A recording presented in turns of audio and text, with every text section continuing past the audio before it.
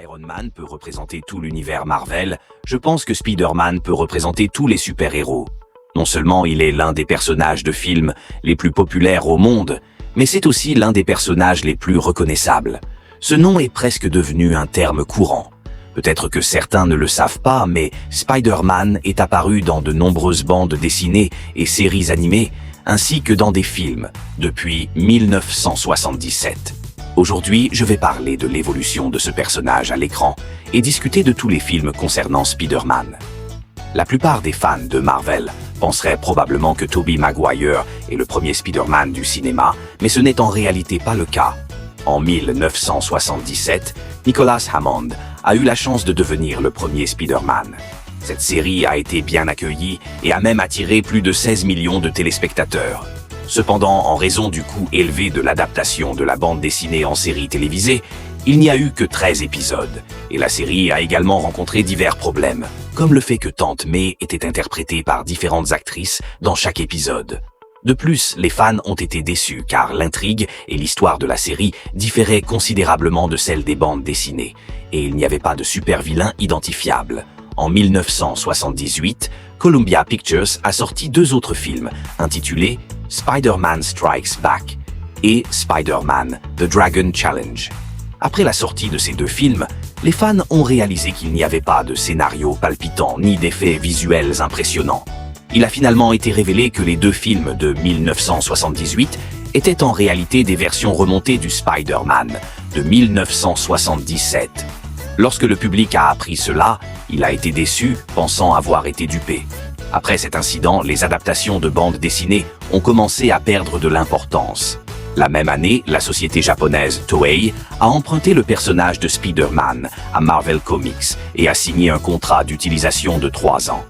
Ainsi, après la réalisation de 41 épisodes, Spider-Man a gagné en popularité au Japon, mais restait encore peu connu aux États-Unis. 20 ans se sont écoulés, et à la fin du XXe siècle, l'influence de Spider-Man dans les bandes dessinées était toujours présente. De nombreux réalisateurs cherchant à relancer le personnage. Même James Cameron a écrit un scénario pour tenter de s'impliquer.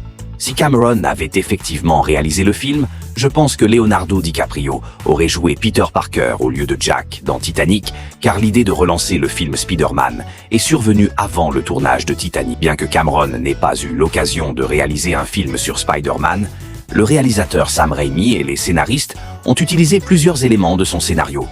Lorsqu'ils ont commencé à travailler avec Tobey Maguire sur la célèbre trilogie, le public a adoré ce nouveau Spider-Man et Maguire a impressionné tout le monde. Ce n'était pas seulement grâce à son jeu d'acteur époustouflant, mais aussi à son charisme incomparable. Le premier film, Spider-Man, est sorti en 2002. Et l'histoire captivante, les méchants charismatiques et les excellents costumes nous ont séduits. En raison de tout cela, le film a dépassé les 100 millions de dollars lors de son premier week-end, devenant l'un des films de super-héros les plus réussis de tous les temps. La deuxième partie de la trilogie de Raimi a considérablement augmenté son budget, nous montrant de nombreuses scènes d'action excitantes. Ce film est très réussi car il propose de meilleurs effets visuels et une intrigue intéressante, ainsi qu'un méchant exceptionnel. Le film montre également les difficultés auxquelles un super-héros est confronté en essayant de mener une vie normale, tout en faisant face aux responsabilités de Spider-Man. En 2007, nous avons enfin vu le troisième film de Tobey en tant que Spider-Man. Bien que ce film n'ait pas eu le même succès que ses prédécesseurs, il nous a offert des moments emblématiques et des mèmes inoubliables. De plus, peut-être que vous ne le savez pas, mais Sam Raimi et Sony Pictures avaient initialement prévu de sortir un quatrième film en 2011.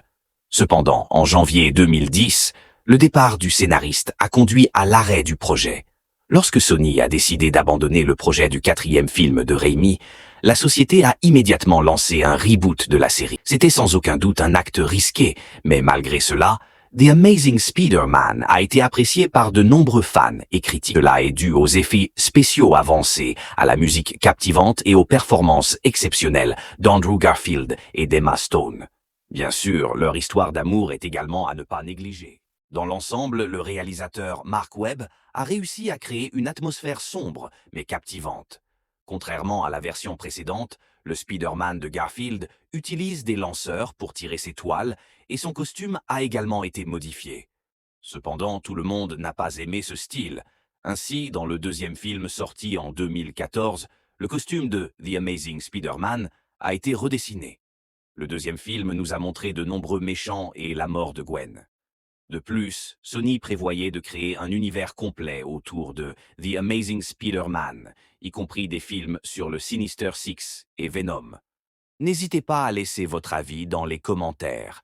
Merci de votre attention et à la prochaine fois.